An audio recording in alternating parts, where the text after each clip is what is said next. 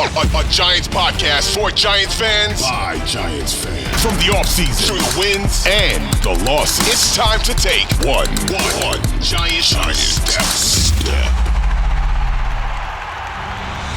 All right, welcome on in. It's one giant step. The Giants fall to 2, and I've already forgotten is the moment. Wait. Why do you sound so excited right now? We're starting this podcast. The Giants just lost big. It seemed like you were pretty upset in your reaction video, and then you're coming on here with all this energy.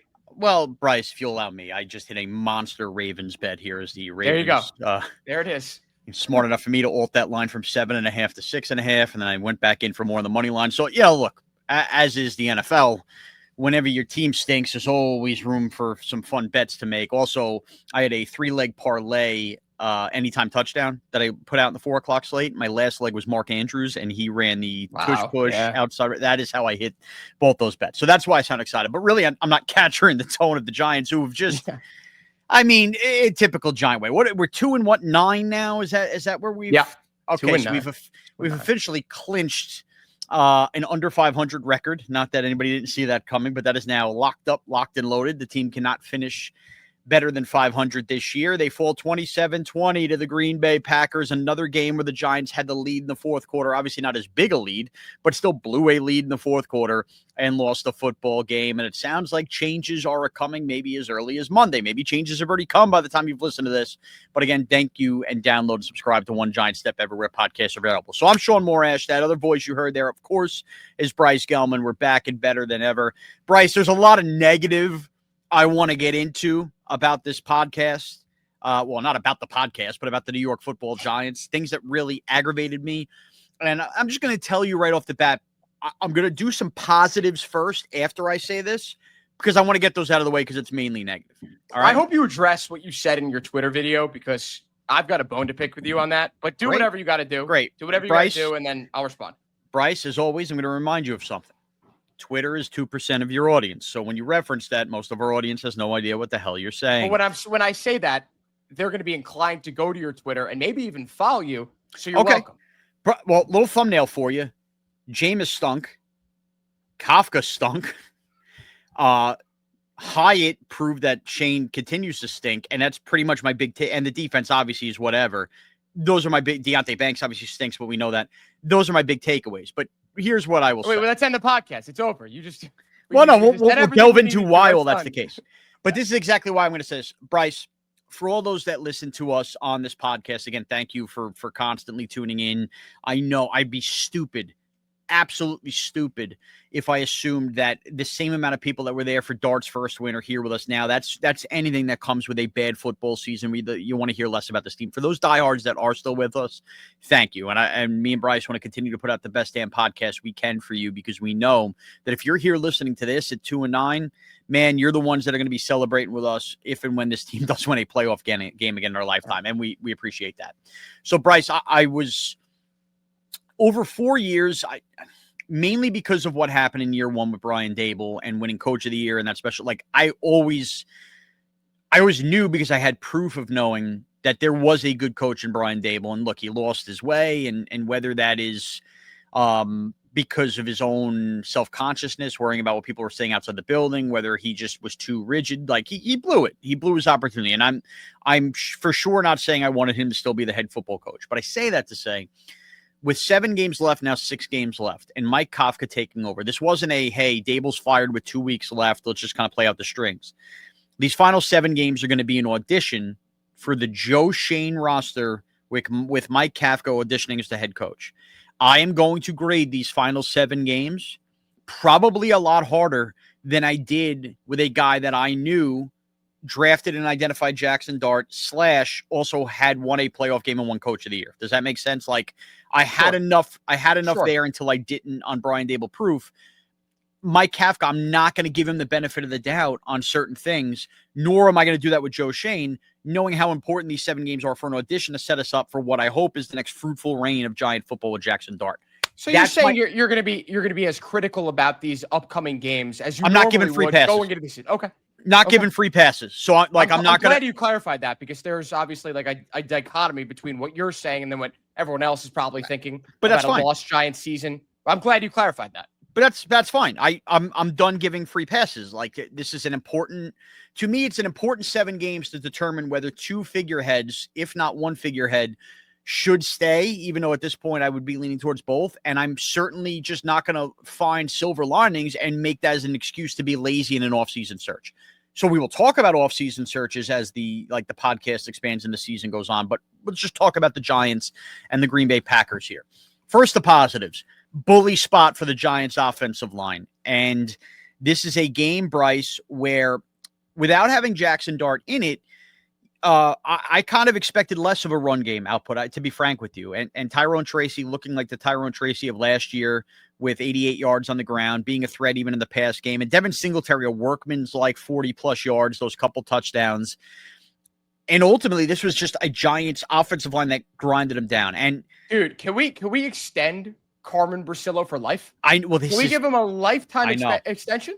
He's I guess what I'm saying with the offensive line is with Carmen Brasillo, you could find a way to say, hey, man, the offensive line has been helped out immensely by Jackson Dart's running, his ability to climb a pocket, keep his eyes downfield, all the stuff that we've really, really glossed, and deservedly so Jackson Dart for.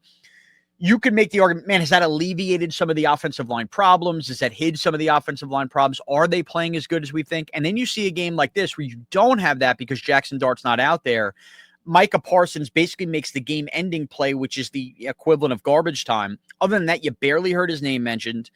And from a run game standpoint, they bullied the hell out of that Packers defensive front. And just from a standard positive walking away from this game, man, Carmen Brasillo on that offensive line and Devin Singletary and Tyrone Tracy, I think, deserve a world of support. They did everything they could to try to have the Giants win a football game. And frankly, that run game was so needed on a day where winds were swirling. And you could argue so predictable if the Giants were going to do it. And it didn't matter. They were able to run at will. And the offensive line was able to bully at will. That was my big positive before we get to all the negatives. Bryce, your thoughts on the O-line and the run game?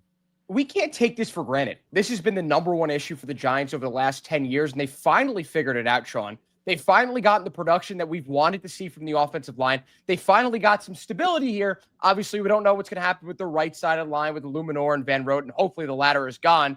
But we are talking about an offensive line that looks really competent. It used to be like, all right, like they're average. They're competent, above average. They're a great offensive line. And what we witnessed today is just another positive here, another notch on their belt, Shaun. And you look back at last year, those first 5 weeks with Andrew Thomas, they looked good then too. They look good then. Yeah. They lost Andrew Thomas. Of course, whatever happened there, that went to you know what. This year, when Andrew Thomas got back, and he is a top 3 offensive lineman in the sport, we could say that objectively now. The second he got back, this offensive line has been a top 10 offensive line in the league, right? Like I think we both can agree on that. Yeah, the majority of people top 15 at the minimum, but yes, I think top half 10. Of the league. Yes, okay, that's fine. But I just there's so many other issues on this team, but that was number one. That was number one every year, and it's finally fixed. And that's like the one thing that gives me hope. Besides like having a quarterback, that's big as well. But they finally have this figured out. And you can't lose this coach. You cannot lose Carmen Brasillo. Whatever it takes, make him the highest paid offensive, line coach in the NFL. Don't make him offensive coordinator. Please don't do that. But make him the highest paid offensive line coordinator. I'm with you, but remember, you can't do that. Yeah, it's not even that you can't do it. The head coach is going to have says on who's the staff. They might have an offensive line guy. That's what Mara's got to be like. He's back. It's like the Knicks with Rick Brunson. They have to bring him back. Please bring Rick Brunson back. Make no mistake, I want Carmen Brasillo back. You can't ask your owner to say, no, this guy's back. This is the whole point. The team has to let the new coach make the decision. This is what I'm talking about. Like, screw it. You can't say screw because then it opens up the door to the other meddling. So my point is, you're saying the offensive line is fixed. Well, guess what? You just mentioned Greg Van Roten is going to walk.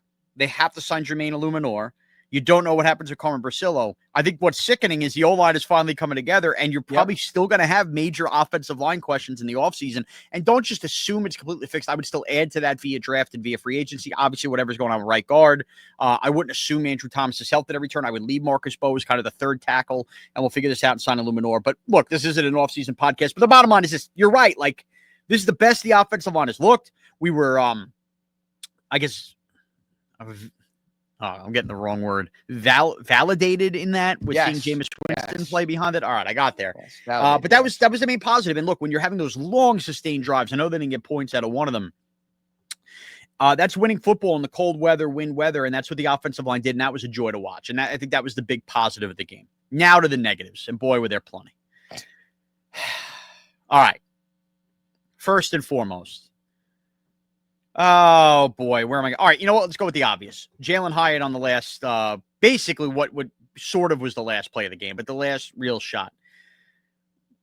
Having a corner route like that and not being able to make a play on the ball is just so Jalin Hyatt.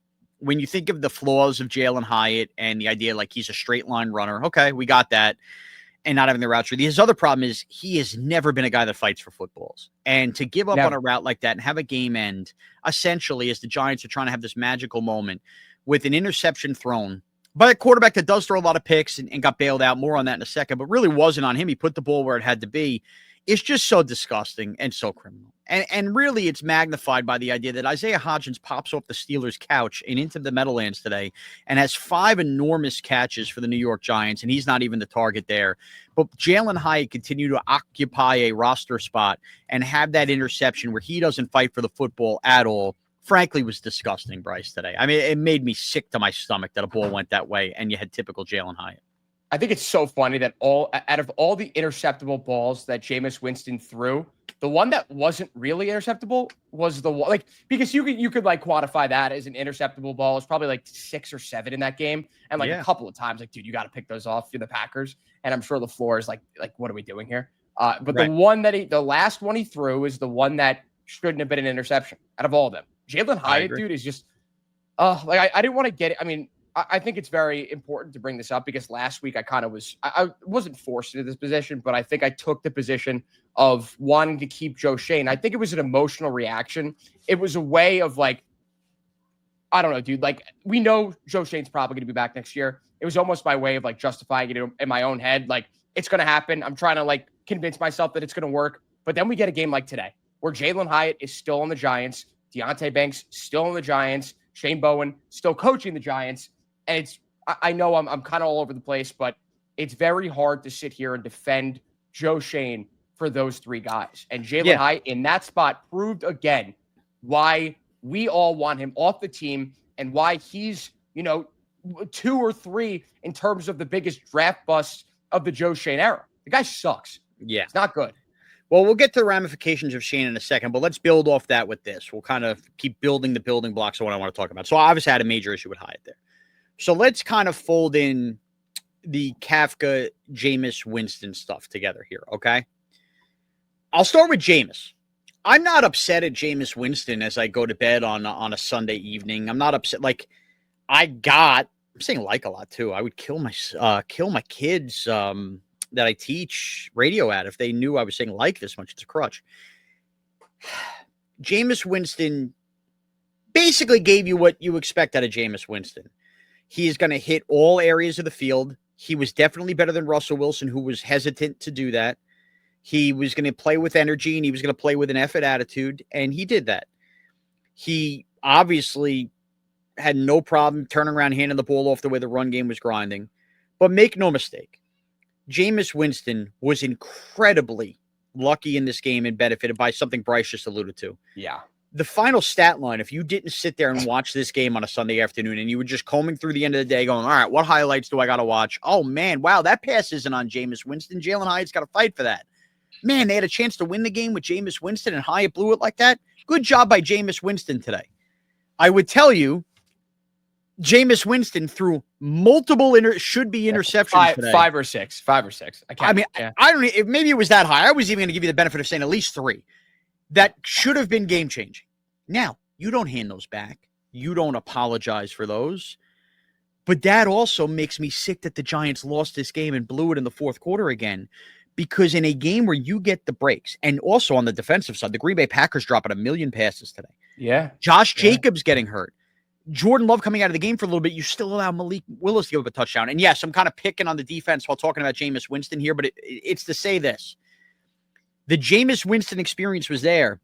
The Packers didn't capitalize on catching those interceptions. The Packers also had all these moments on offense where they kept fluttering. And the Giants got the breaks in this game necessary to upset a team that's better than them, and they still didn't win. That kills me. So Jameis Winston, again, I'm not mad at you, but you also didn't play great. And also at the end of this game, when the Giants lose the game and he throws an interception to Jalin Hyatt, you know what I didn't say to myself? Oh, that was fun. Gee, the Jameis Winston games are fun.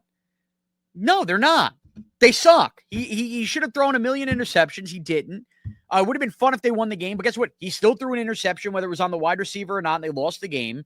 They had some long drives where they ran the football, and I've always said this. I maintained it, and I feel like I am backed up on this today. When you watch Jameis Winston do his goofy stuff and just love life, and there's nothing wrong with that, but when you watch him do that and you lose a football game, I don't find that fun. I didn't find today fun. Boo-hoo me. I'm just bringing it up because I didn't. Here's the other thing I would say, and this is going to be a Jameis thing / a Kafka thing. I promise we're bringing it all full circle. I brought up the Hyatt final play, Bryce. I've rewatched this play now 4 times since one giant step happened. It's the first read. Jameis Winston drops back, and the play is designed. It's not a breakdown where all of a sudden you're throwing it and Hyatt's in the end zone. The play is designed where Jalin Hyatt, notoriously who does not fight for footballs, is going to run a corner around the end zone, and your game-winning play is a play designed to Jalin Hyatt in the corner of the end zone. When Theo Johnson, as much as his drops have driven me nuts, has had his stacked back-to-back good weeks and was good enough today, and Isaiah Hodgins is catching everything, and Wan'Dale Robinson is still your most dependent receiver.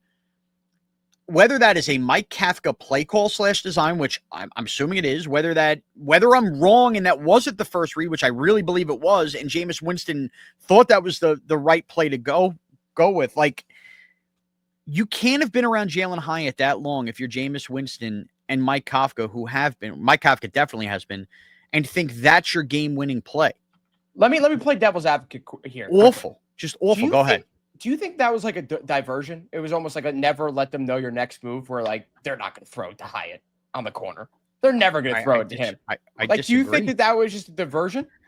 I disagree. Like, if it was the first option, that would be the one reason why. But dude, it wasn't like the D-back was out of position, and this was just about Hyatt not fight. Like, even if Hyatt ran the right corner route, the D-back might have been in the right position. Yeah.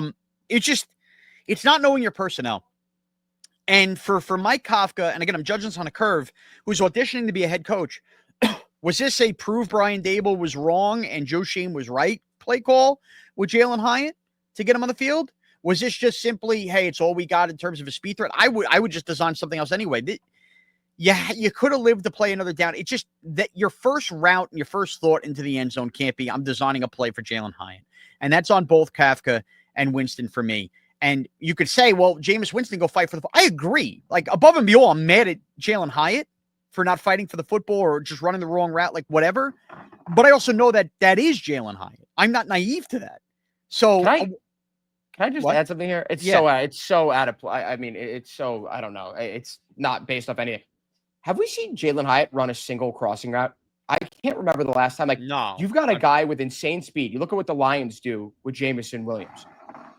What the hell are the Giants doing with Jalin Hyatt? You got one of the best speed threats in the NFL. Why are we not utilizing? I don't know. I'm sorry. I just thought of that. I'm like, I agree with you. I can't remember the last time they ran a crossing route for him. If they ever to be frank, I think Jalin Hyatt's probably not that smart with the playbook to figure that out. Be honest with you. That's just the vibe I get. I hate to pick on him. That's the case, dude. Like, he should be in the CFL. Yeah. If that's actually the case, he should be. Not, but he should be. So I was angry with that. Other stuff I was upset with Kafka for. I mean, I'm certainly not going to praise him for his aggressiveness in 4th downs. I mean, the way the winds were howling today, who the hell trusted certain punts and you were 2-8. So I thought that was fine, but I'm also not going to go, oh my God, what a job. At the end of the game, after the game, when he says, well, I was going to go for 2 if we scored. Well, number one, you didn't because you designed a play for Hyatt. Number 2, I would hope you were going to go for 2. I mean, to have a good team on the ropes, you're going to go play for overtime with your kicking situation a mess. Again, I'm not going to give him pats on the back for stating the obvious. It was almost like he wanted to tell the world after the game how smart he was. I would have went for 2 when they kicked the extra point to go up 2019. I would have done that. I was shocked that he trusted Koo there to kick it through. It worked. He got bailed out. And I just thought his sloppiness with the challenges early in the game was such a mess, man. And he missed the one with Wan'Dale. Yeah, and that's the thing. He got scared off to waste the second challenge on the first down. You know what? Every drive is going to matter in this game. Maybe the Giants get points there if he challenges the Wan'Dale play, which seemed pretty clear to me. And then you challenge Jacobs one where it just felt like he was too aggressive and naive and not waiting for all the info to come down before he threw that flag. And it was like he just wanted to get it out of the way with throwing the flag. And then it affected his ability to do so or want to Decision-making, do so. yeah. His decision-making was so thrown off. I'm sorry. I'm not going to give you a pass. Those things determine football games, Bryce. And in the moment, I'm watching the game on TV. I'm not there. I'm not, I don't have guys up in the booth telling me what's what. In real time, watching on TV, it didn't look like for a second that he went out of bounds. And of course, everything's 50-50. You don't know until you actually see the sideline view, but it was nothing egregious. There was nothing like jumping off the page when it came to, oh, he was out. So like that early in the game, you see this a lot, it happened a lot in the playoffs last year in the NBA. Like JB Bickerstaff would call challenges 2 minutes into the game.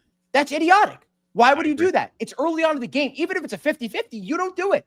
You need 100% definitive proof for you to challenge something like that. And then, of course, there was 100% definitive proof on the Wandale catch that they ruled a drop, and it should have been a fumble out of bounds. It would have been a first down. And don't ignore that. Every drive matters in a football game, and they all add up. That's why I'm bringing it up. So because it wasn't glaring at us in the fourth quarter, it was just a bad job, and it was seemingly unprepared. The other big issue I had with Kafka was actually on a positive play too, Bryce.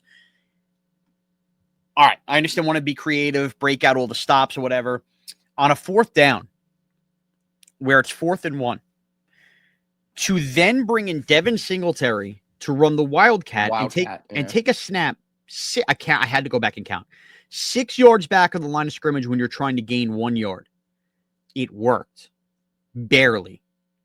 That is an awful play call on 4th down. And he got bailed the hell out. So if we're going to pat him on the back for the aggressiveness, I get it, right? You deserve credit when a play goes right. What are we doing here? We're not splitting the atom. Wildcat to Devin Singletary, not like a short-snapped Wildcat where he's up towards the line of scrimmage. I understand you want to give him a little space to look. You could have got that play blown up 3 yards back in the backfield. I could. They didn't. I guess we'll never know. It's one of those things you just like. But Bryce, again, if I'm doing check marks about what I'm looking for in a head coach and Mike Kafka auditioning, I never want to see that play called again. Because if the team's good and they're doing that, and they lose a game because it's blown up, and we look back and go, well, remember, it worked versus the Packers in a game with Jameis Winston. I'm going to go nuts. So, again, prefacing this, I'm grading on a curve. I thought Mike Kafka, and in the end, was it a double-digit lead? Maybe it could have been had he challenged the Wandale play early in the first half. It wasn't a double-digit lead, but the Giants had a fourth-quarter lead and lost the football game. A theme all year long, a theme that got Brian Dable fired, a theme that did not change because they changed the head coach today. They changed the head coach, but the defensive coordinator is still the same guy. Now let's get to that. After the game, Kafka was asked about the defensive play calling, defensive coordinator, whether there be any more changes to the staff. He did not say no. He said, we are evaluating everything, which is a very crutch sentence that many NFL coaches and executives seem to use. But if you want to put out a fire, you grab a hose and you turn it on and you put out a fire. Mike Kafka didn't grab the hose. He didn't turn on the water. He didn't put out the fire. He completely left the door open for a change coming to the defensive coordinator position. Now, it was also reported that, Mike Kafka in this first week, they wanted to give Mike Kafka the ability to evaluate all his coaches because they are his coaches now. Yep. So that's why the ownership and GM didn't make the call on firing Shane Bowen. They just made the call on firing Brian Dable. Mike Kafka elevated Tim Kelly, not Shea Tierney, to the OC job. So now he's evaluating the defense. Man, when you have an answer like that, one of two things is happening. Either Shane Bowen is about to get fired on Monday morning or Tuesday morning, or whatever it is, or you completely were unprepared to handle what would be a very controversial question and answer. So I am going to assume that Kafka's not that naive. He probably will let him go. But I also just think this makes the Giants kind of messy to have another coach firing a week Whatever. But who cares? You're 2-9. As long as he's gone, I don't care how it happens. Right, and the optics happen. Now, the irony of all ironies here, as much as they blow the game, and believe me, I am not crying for Shane Bowen to keep a job here. He should be gone anyway. I anticipate he'd be gone. I should think this was the worst Shane Bowen game. I really didn't. I thought No, the Broncos game was. Yeah, now granted. Or the Cowboys, 1A, 1B, those two games. They definitely got helped out by the fact that Josh Jacobs got hurt in this game and couldn't run all over him. They definitely got helped out by drop passes. But overall, I didn't think this was a bad Bowen game. Again, he's playing the card he's dealt. Paulson Adebo, hurt before the game. After they announced the inactives, can't make it up. Causes more Deonte Banks and Cordell Flott, which was just a problem. and Brian Burns gets 2 sacks. But the other two things I want to get to with the defense, number one, what did you think about Abdul Carter being benched for the first series of the game? Yeah, obviously, I like everyone else noticed that and was asking, why the hell isn't he on the field? It's obviously a coaching thing, and maybe that's something they're not going to reveal. But at the same time, like, is that how you send a message, though? Like, he's got to be on the field, and you got to win the game. Like, people are coaching for their jobs. He's not going to not play, and that's only going to, garner more questions. But, what happened there? And why was that? Why was like, all right, you know what? We're going to take you out for 4 plays, and then we're going to put you in on the punt return. Like, is that supposed to teach him a lesson? Yeah, well, now Kafka, to be fair, is not the first coach that has done this. Andrew Thomas had this happen to him in his rookie year under Joe Judge as well. He was benched at the beginning of a game and then was reinserted after for something he did during the week. And I still don't fully remember what that was. It also happened to somebody else. I'm forgetting. I think Ahmad Bradshaw under Coughlin. So Kafka's actually not out of school here. And if I'm going to assume that you, in a game without Kayvon Thibodeau, you're not just blatantly sending a message. This is about accountability. Whatever Abdul Carter did was probably messy, silly. Maybe it was something that Brian Daboll used to look the other way on. I actually think that's fine for Kafka to have done that because, again, I just mentioned a couple other head coaches in Giants past that have. And I thought after the game to say we're going to keep that in-house, you know what? Fine. I don't got it. Fine. I don't got to know. And so I guess I'm saying this to say I killed Kafka for other stuff. I'm actually not killing him for that. And you know what? I would rather, if my rookie I have high hopes for that's been somewhat disappointing, did something stupid during the week that the public doesn't need to know about it, and that was your way of teaching him a lesson in the NFL that, like, this stuff's unacceptable, man, maybe ultimately with a different coach down the line that does pay dividends and Abdul Carter grows up or whatever happens. So, I'm not going to kill him for that. It was just interesting. It's just like, of course. I just don't. The one question mark is that really the best way? I mean, what else would you putting it back in? No, yeah, I'm I think so. I'm playing devil's advocate. I'm well, not I think you're showing a guy. Look, we're going to show you that you're hurting your teammates by not being out there the first drive. And that's the biggest thing. But you didn't make the biggest mistake in the world. So we're not going to ruin your week's paycheck and all this other stuff. I think there is a way to handle it. You're each going to get out there as a competitor. This was a big opportunity for Abdul Carter, who actually had a huge hit on what I thought was Jordan Love's best throw of the day, by the way. This was an opportunity without Kayvon Thibodeau to get as many reps as possible. And it was embarrassing for him. So I do think of all the games, because if Kayvon's playing, you may not have even noticed. You know what I mean? So I thought that I actually, again, I think that was a positive. The other quick thing, and I'll let you finish, that I was going to get to was this ties into Jalin Hyatt going out there and playing after what he's done all year. It ties into the idea that Deonte Banks is just playing a ton. He has no effort on that second touchdown, the Wilson touchdown. He looks like he's basically baking a cake back there. And yet the Giants, again, for the second time this year, and maybe it's a Bowen move, maybe it's not, bench Drew Phillips for a little bit to bring in Nick Jones. Now, why are you benching your best tackler again? I got to know what's going on with Drew Phillips to play Nick Jones when you have no problem playing Deonte Banks at every turn, who never gets benched for bad play.